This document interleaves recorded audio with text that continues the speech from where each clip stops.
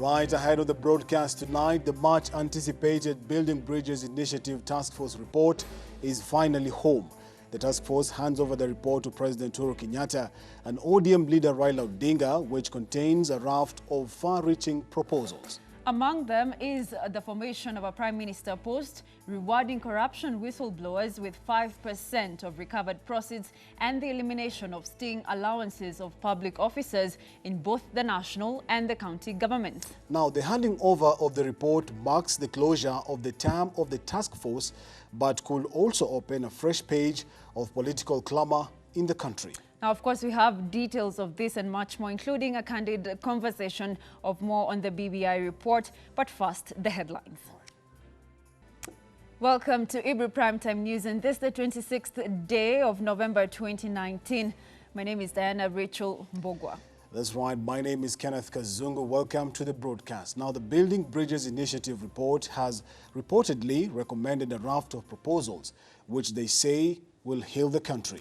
Among them is the formation of a Prime Minister post, rewarding corruption whistleblowers with 5% of recovered proceeds, and the elimination of sitting allowances of public officers in both the national and the county governments. The BBI task force, which handed over the report to President Uhuru Kenyatta and ODM leader Raila Odinga on Tuesday, also proposed for a structured opposition leader who should be able to hold the government accountable. Our reporter Jeff Haemba with more details on that story. It was one of the highly anticipated moments, the moment of receiving the contents of the Building Bridges Initiative report. At State House Nairobi, the BBI task force was ready to hand over the report to President Uhuru Kenyatta in the presence of the Deputy President William Ruto, the ODM leader Raila Odinga, and other leaders in the country. Haya mambo tisa yote zikifuatwa vile wananchi wanavyosema, sina shaka ya kwamba Kenya itakuwa nchi yenye sura mpya.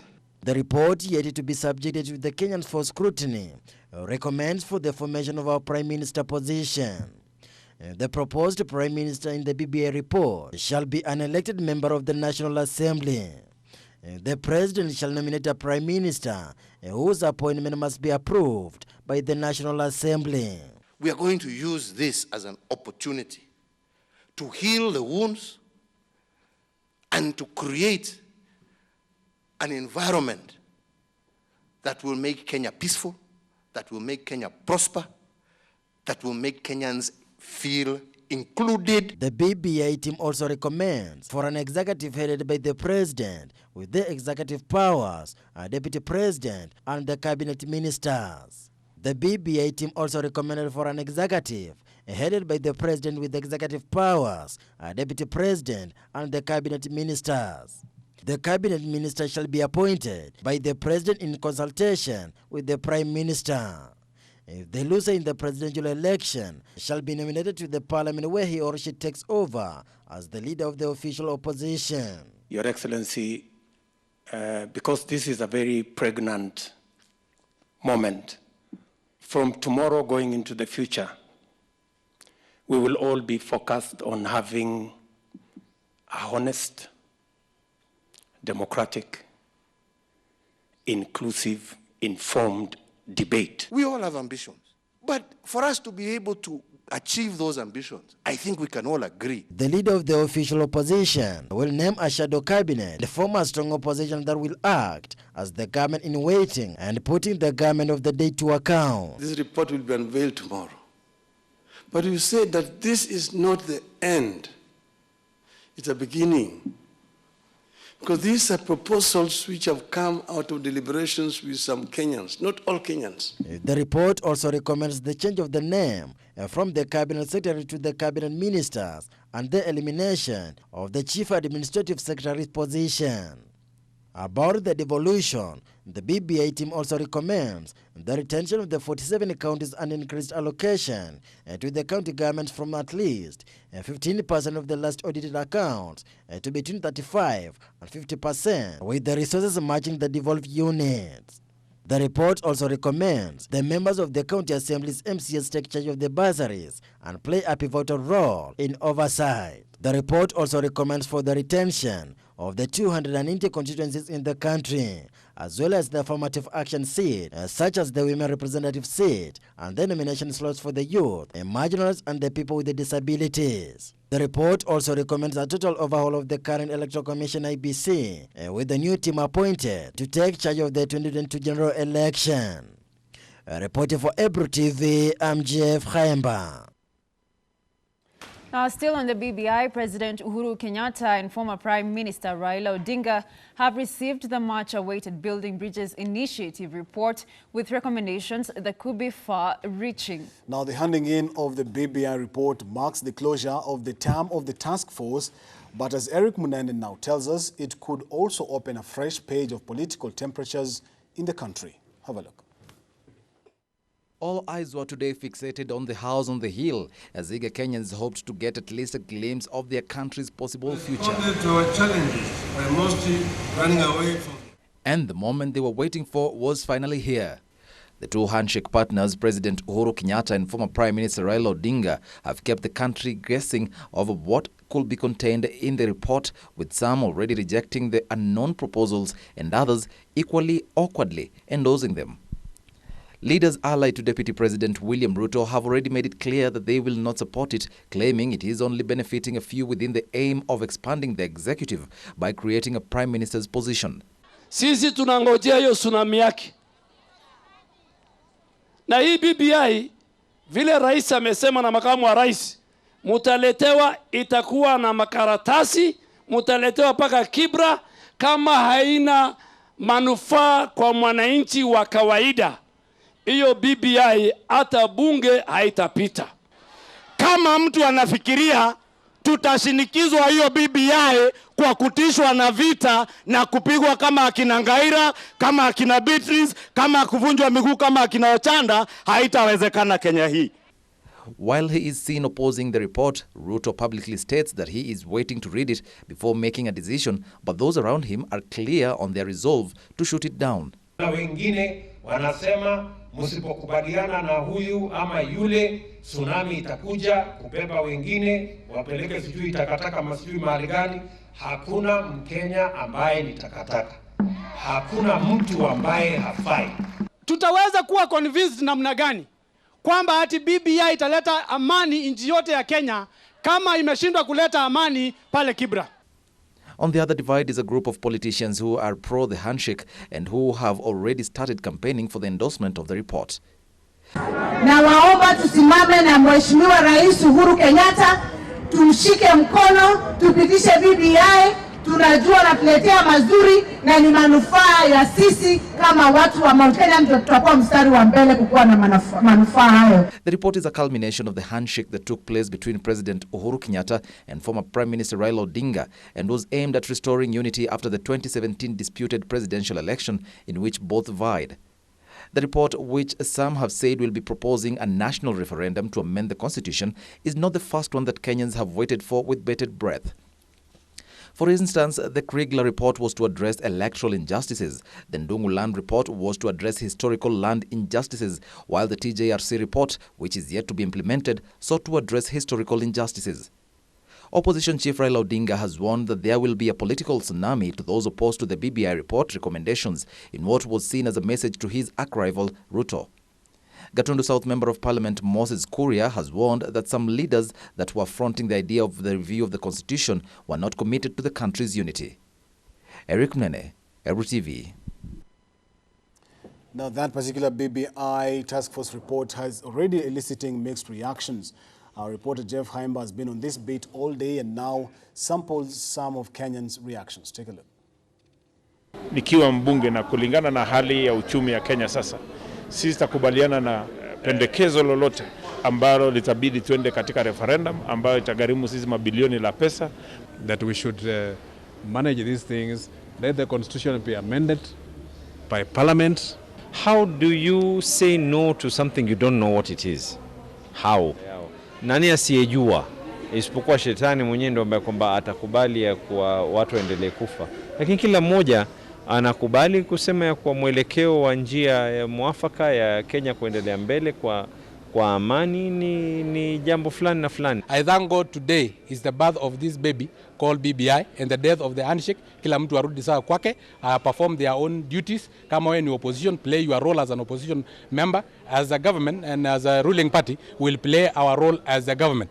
What is contained in that report is what was expressed by Kenyans across the country. I'll go there so that I can get a copy and join other patriotic Kenyans. So if the winners will not take everything, I expect the governors not also to take everything, or the MCS Kenyans. So the governors not lie to Kenya. It is not a matter of inclusion, it's a matter of including a perennial loser who have decided never to accept any election defeat, and we cannot accept. I want them to be on the side of wananchi rather than a political party. Wasitumie hii kwa ndio siasa sasa ya kuweza kuingia majukwani. Hatuwezi kuwa na siasa kila muda. All right, that particular BBI report, as you can hear, various mixed reactions from Kenyans across board, parliamentarians and some section of residents in Nakuru County. So before I bring on my colleague Jeff Kaimba on set right now, I want to take you through briefly some of the proposals that this BBI report is proposing. Of course, the first thing that it comes out clearly in that particular report is the proposed position of the Prime Minister, and of course, who's supposed to be an elected member of the National Assembly, and of course, also nominated by the President, and of course, whose appointment has to be approved by the National Assembly. And of course, this particular Prime Minister can also be dismissed by the President if, for any reason, if they fall out or some of the other reason. And of course, this particular Prime Minister can also be ousted by the Parliament. Yeah. Another raft of proposals also comes in the Cabinet, where the Cabinet Ministers ought to be appointed by the President.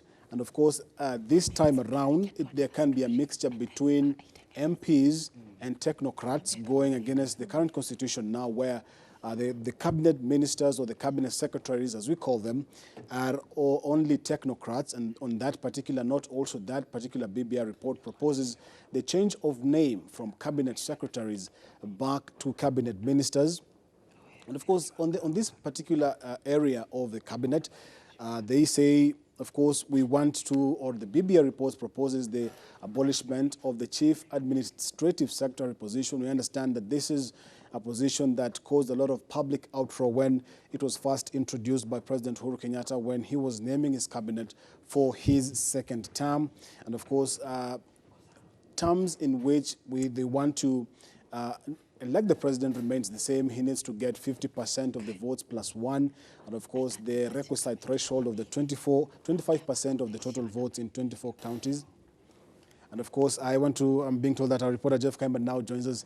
Good evening, Jeff.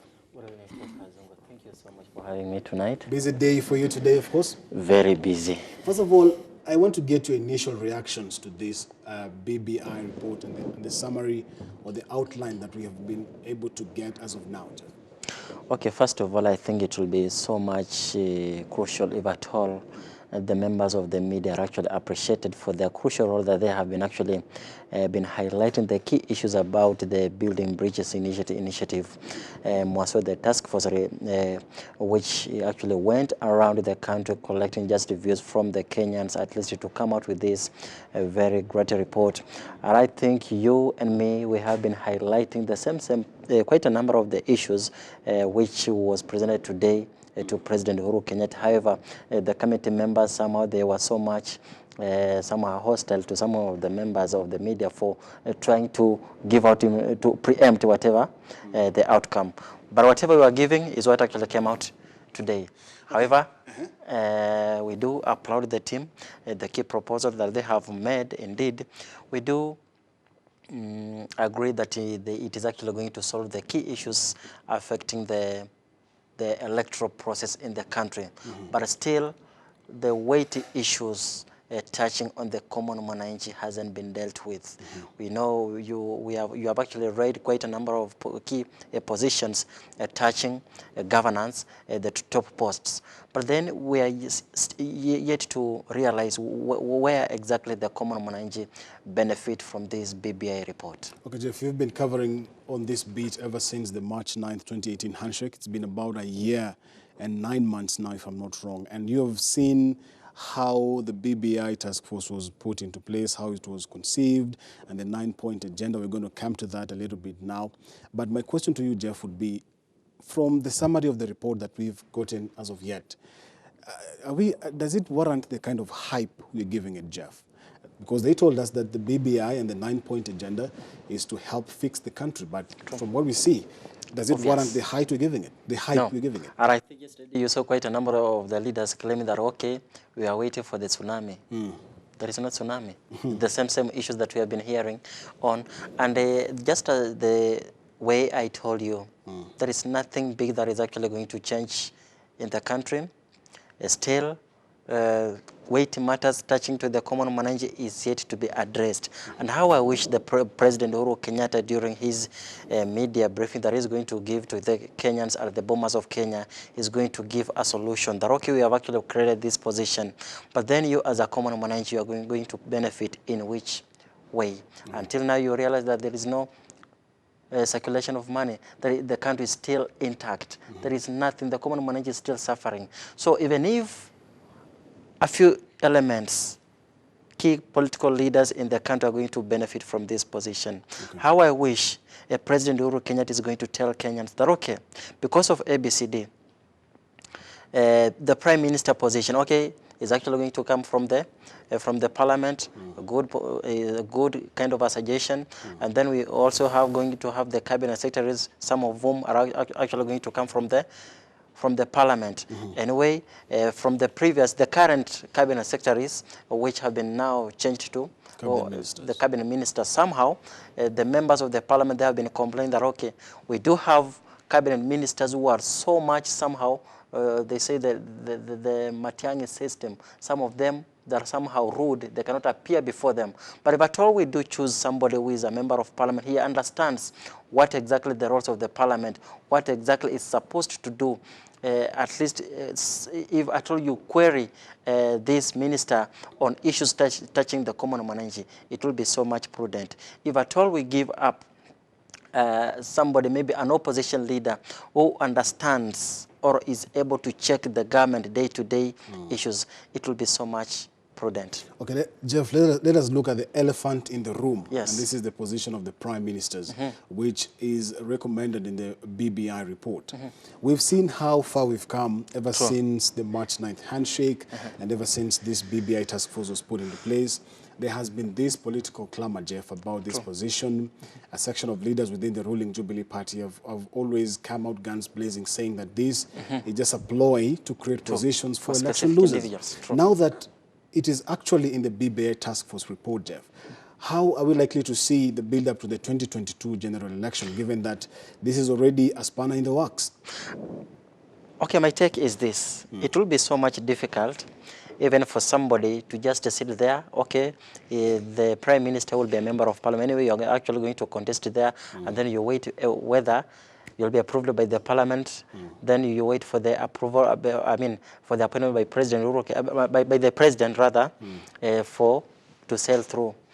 So still, there will be high competition, and no one will be ready to lose in the name of, I'm actually going to act as an opposition leader. You'll actually not sit that pretty that, okay, I'll be going to be appointed as the Prime Minister in the country.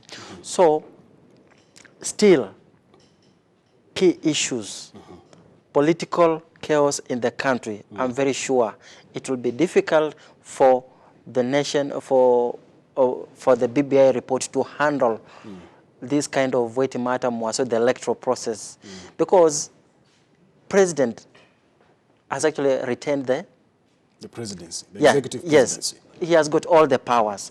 Remember, the Prime Minister, I mean, the President still has the powers to fire the Prime Minister. So what will be the essence that, okay, you go there, then maybe you lose maybe your friendship with a few members of the Parliament. I remember also the members of the Parliament can also remove you through a vote of no confidence. So still, there is nothing big that is this BBI report. Okay, I do agree with it. It is going to solve quite a number of the issues. But in terms of the positions, Prime Minister position, because this will be just some sort of a puppet. They're just there waiting.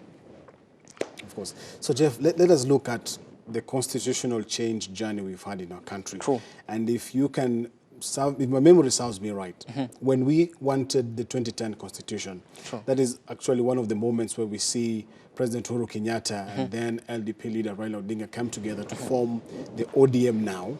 They were in support of the 2010 constitution. By then, William Ruto, who is now the deputy president, was against the constitution of Kenya 2010. Yes. Looking at the recommendations of the BBI task force report, Jeff, they are actually saying they want this constitution changed. Does this mean now this is a vindication of Deputy President William Ruto and way back in 2009 when we were voting for this constitution?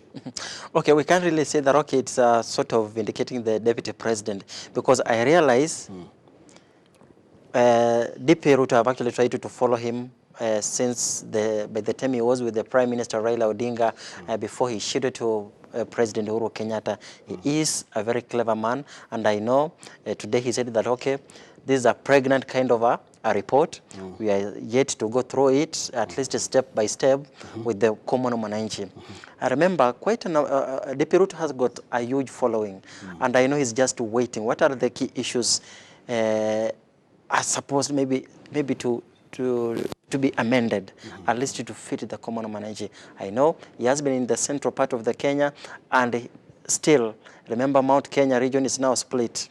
We do have two teams, the faction supporting the Deputy President William Ruto and the faction supporting President Uhuru Kenyatta and ODM leader Raila Odinga.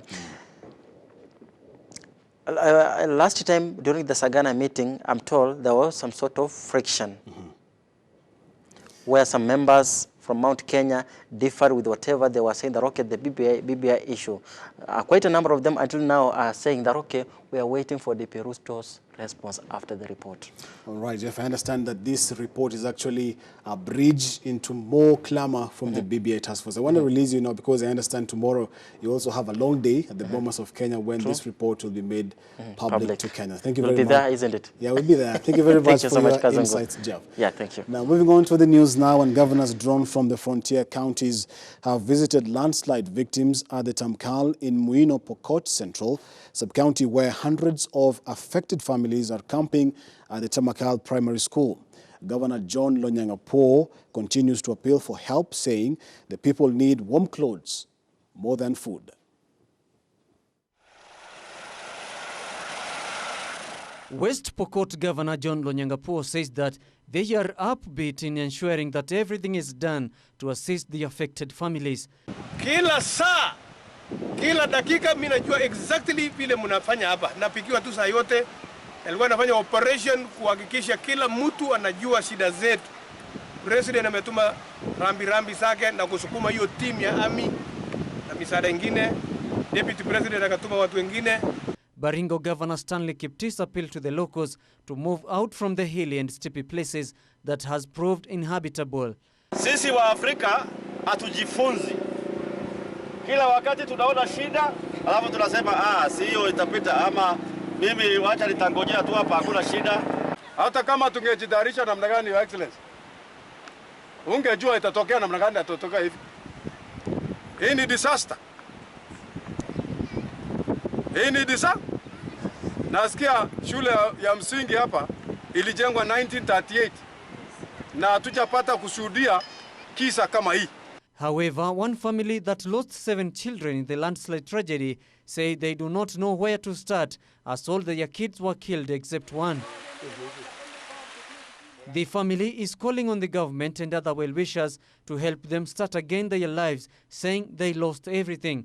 The wives say all livestock and property was swept away, and with money amounting to 200,000 shillings that they also lost. So far, the death toll has risen to 58 after more bodies were recovered. However, medical supplies and personnel are moving around the affected areas in distribution of medicine and treating those affected by harsh weather conditions. Reporting for Ebru TV, I'm Kaindo Stefano. Well, Kazungu, quite some insightful insights on the BBI report set to be made public tomorrow. Yes, I understand. Jeff is a very good reporter we have here. He's been on that beat for the longest time, ever since that handshake. Yeah. And of course, it's actually a big win for women, Diana, because I understand the women rep position is still intact. So whenever you're nursing political ambitions, so your dreams are I look forward to that. Okay. Well, we'll be taking a very short break, but we'll be right back with more news. Stay with us. Well, welcome back to Ebru Primetime News. Now, Kenyans should brace themselves to dig deeper into their pockets as utility firm Kenya Power is set to hike the power bills. Kenya Power has made an application to the Energy and Petroleum Regulatory Authority, or EPRA, to increase the consumption charge for mostly middle and low-income households to 12 shillings and 50 cents a unit, up from the current 10 shillings. The looming tariff review that targets those consuming less than 100 kilowatts per month, that is mostly the common mwananchi, will see a 20% spike in monthly power bills. The new tariff will see the price of a unit of electricity escalate to 12 shillings and 50 cents from the current 10 shillings. This means that if you consume 50 units per month, your bill will rise to close to 1,000 shillings from the current 816 shillings. Households consuming 200 units will also get a fair share of the new charge and will get a bill of upwards of 5,000 shillings from the current 4,600 shillings, given their consumption charge will rise to 19 shillings and 53 cents per unit from the current 15 shillings and 80 cents. Lazima tu deal na mambo ya stima. Bei ya stima kwa ukweli kwa wenzetu wengi imepanda. The new proposal by Kenya Power comes slightly a year after this directive by President Uhuru Kenyatta. Na leo hii mimi naamrisha waziri within 1 month, ureview mambo ya bei ya stima haswa kwa hawa wananchi. In the wake of widespread complaints from domestic customers and small businesses over a costly tariff introduced last July. Ndio waweze kufanya biashara zao. Si ni namna hiyo? Tumekubaliana hiyo. Hiyo nafikiri ni ya muhimu. The ball is now at the Energy and Petroleum Regulatory Authority's court, who has the mandate to hike or cut power tariffs. If approved, the new prices are likely to derail Kenya's quest to make energy cost competitive compared with other African nations like Ethiopia, South Africa, and Egypt. An increase will hit household budgets hard, given that electricity prices are among expenses whose costs have jumped the most under the Jubilee government, which has been in power since 2013. All right, the man who was caught on camera assaulting a female security guard at a residential area in Komarok, right here in Nairobi County, has been arrested. Now, the Directorate of Criminal Investigations identified the man as a 30-year-old Justus Kamoja. The suspect has since been detained and is said to be presented in court. It is barely 3 days after Kenyans took to social media to condemn a man who was captured mercilessly beating a cashier, while another video is now going round of a motorist assaulting a female security guard. The incident was captured on a CCTV camera in Komarok Phase 5A.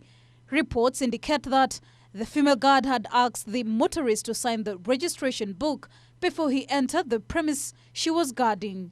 However, from the footage, the person in question didn't head to that and started throwing blows to the victim. As usual, Kenyans have taken it to social media to condemn the act of violence against women, saying it violates the rights of women, besides flying in the face of 16 days of activism against gender violence that are being marked as from yesterday.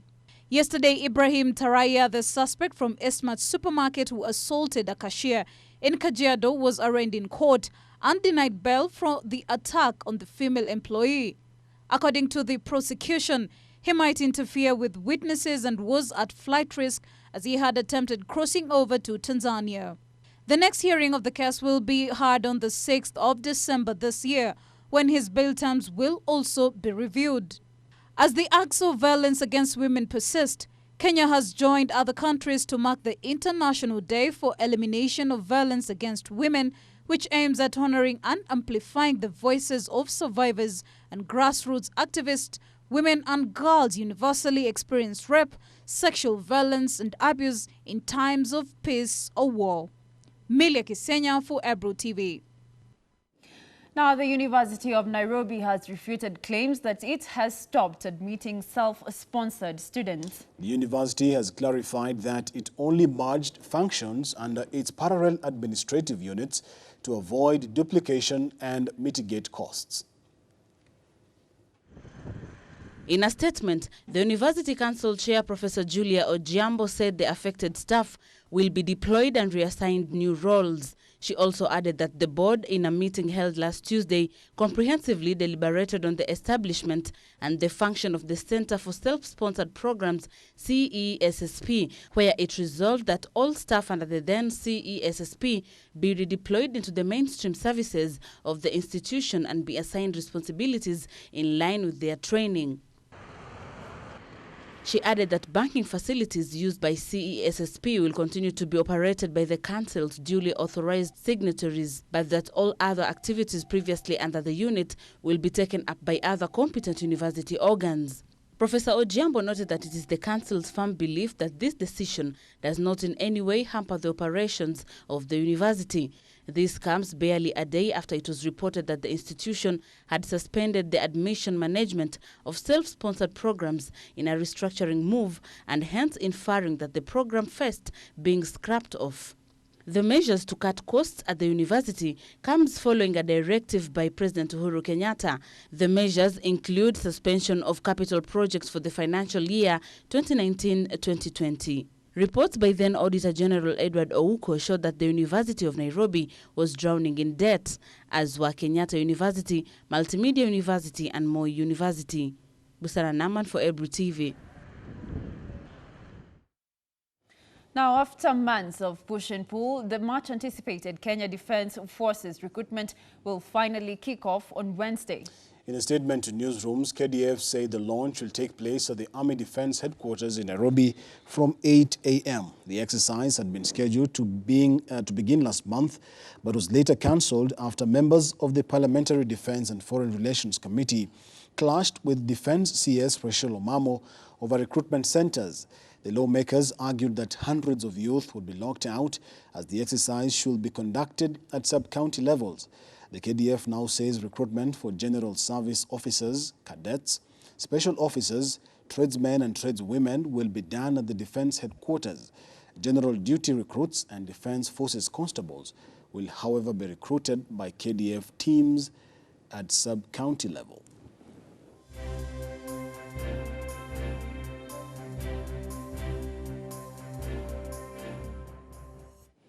Now, a financial crisis looms in several county governments that have failed to own up to their pending bills, which, according to the Treasury, is growing out of hand. Acting Finance Cabinet Secretary Ukur Yatani has remained firm on his stance that he will close the finance tap on 15 counties with pending bills if they don't show a plan on how they plan to settle them. The country's pending bill is over 100 billion, and the acting Finance Cabinet Secretary Ukur Yatani told the Senate's Finance Committee that the counties are required to comply with the ministry's directive to clear their pending bills before December 1st. An impression has been created that pending bill, that you have a discretion. That you either pay or you don't pay. You will pay this year or you don't pay in 10 years. But I think now we want to depart from there.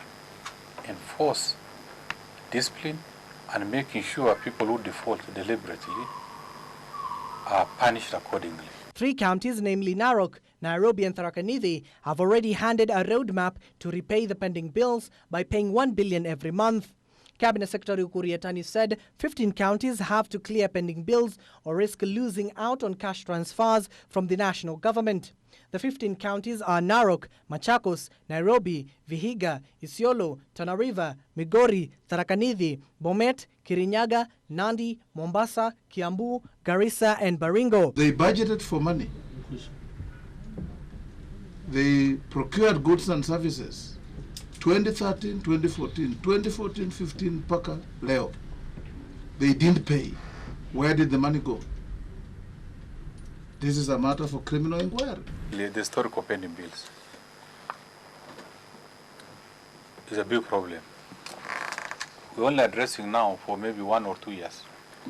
But they are historical pending bills, and I think if my recollection serves me right, It's in the range of about 1.8 trillion. The CS said that only 12 counties had complied with the directive to settle the pending bills, while 20 counties were yet to fully comply.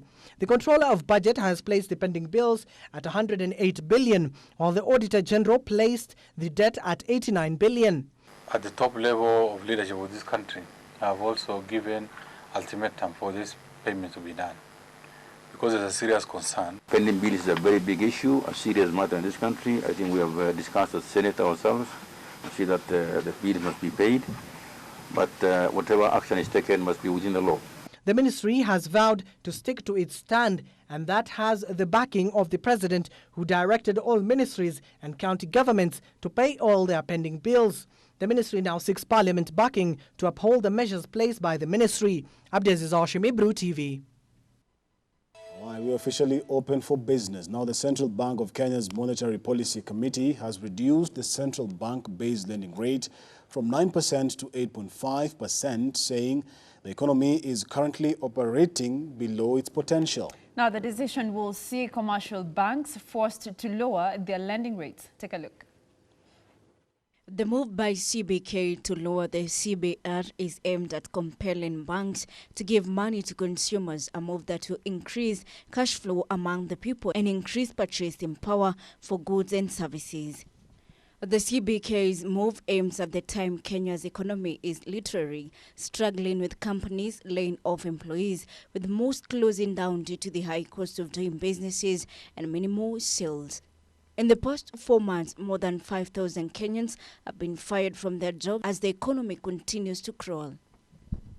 According to CBK, credit to the private sector increased by 6.6% in the year to the month of October, from 7% that was witnessed to the month of September. The growth is, however, below the ideal level that is set between 12 and 15%. It is, however, not guaranteed that the commercial banks will obey the Central Bank of Kenya directive and lower their lending rates. Currently, the state has no say over the banks on how they should issue loans to consumers. The interest cap law, which has been implemented to put commercial banks under check on how they should charge consumers on loans, was scrubbed off by Parliament and signed into law by the President. Njeri Njogu for Ebru TV. Now, Kenya's request for a standby credit facility from the International Monetary Fund will be decided early next year. Head of the IMF team, Benedict Clement, has lauded Kenya's efforts to remove the interest rate cap, narrow budget deficit, and shoring up of the forex reserves, as our reporter now tells us. The 151 billion shilling standby credit line by the International Monetary Fund expired in October 2018, leaving the country deeply exposed to ex-Congress financial shocks. However, a team from the fund that has just concluded its review mission in Nairobi has given the country hope of securing the request. Since then, the National Treasury has been engaging the IMF with the aim of extending the precautionary facility. Kenya has never tapped the standby credit facility since it was approved by the IMF board in 2014. The credit line is open to developing economy that face shortage of foreign currencies due to global shocks. The International Monetary Fund has set various conditions for Kenya to meet before the standby fund was restored. Key among them was lower to the budget deficit to below 7%, repeal Section 33B of the Banking Act that was introduced rate caps to the 10-year-on-year inflation to below 6%. Treasury has so far managed to meet the three conditions, with Parliament yielding to the executive to repeal the interest rate cap early this month. A team from the International Monetary Fund, led by the head of the fiscal policy at the Fiscal Affairs Department, Benedict Clement, concluded their week-long fact-finding trip to Nairobi, giving the country a thumbs up. The team lauded efforts by the government to improve its fiscal discipline that has led to the economy expanding by 5.6% in the first 6 months of 2019. However, the team is expected to write to the board of IMF, which will decide on the fate of the credit facility early next year. Moving on, and donkey farmers across the country have renewed the push to stop the slaughter of the animals through petitions to counties that host abattoirs. Now, the owners have petitioned Nakuru, Machakos, Baringo and Turkana County assemblies in countrywide protests that seek closure of all donkey abattoirs. Donkey farmers across the country have blamed Nakuru, Machakos, Baringo and Turkana counties for the massive cases of donkey theft to satisfy demand for the export market. The farmers have, however, renewed the push to stop the slaughter of the animals through petitions to counties that host abattoirs, as well as seeking closure of all donkey abattoirs. According to the farmers, massive and unregulated slaughter to meet the huge market demand in China could soon leave the country without donkeys. It is, however, alleged that although donkey trade has been legalized, farmers were not involved in public participation to ascertain whether current numbers will sustain the market demand. Last week, donkey owners from Nakuru and Machakos petitioned county assemblies to close down abattoirs in Naivasha and Machakos.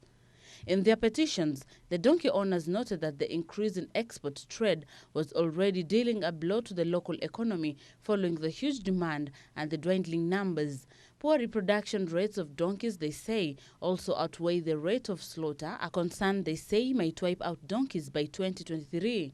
A report by the Kenya Agricultural and Livestock Research Organization and Brook East Africa revealed that Kenya was slaughtering its donkeys at a rate higher than the national growth rate of 1.4%. Busara Naman, Ebru TV. Now, Kisii and Nyamira residents have started experiencing losses after they were ordered by both the county governments to cut down trees around the rivers and the springs. According to environmental officials, water supply has reduced due to tree plantation near rivers. Gusii region and its environs is known for various agriculture activities. Some of these activities include tree planting, where farmers have benefited heavily for many years. However, they have started experiencing losses after being ordered to cut down trees adjacent to the rivers. Hii miti kama sisi wa Kisii tunategemea miti sana. Hii miti iko rahisi, tunauza, tunapelekea mtoto shule. Na county council sasa inaamua hii miti ikatwe. Sasa kama sisi tutaenda wapi? Locals say this region receives high amount of rainfall, and rivers and springs are always flooded, adding that there is no need to cut down trees to increase water. Maji iko sisi kama wa Kisii hatujaona maji yameisha kabisa.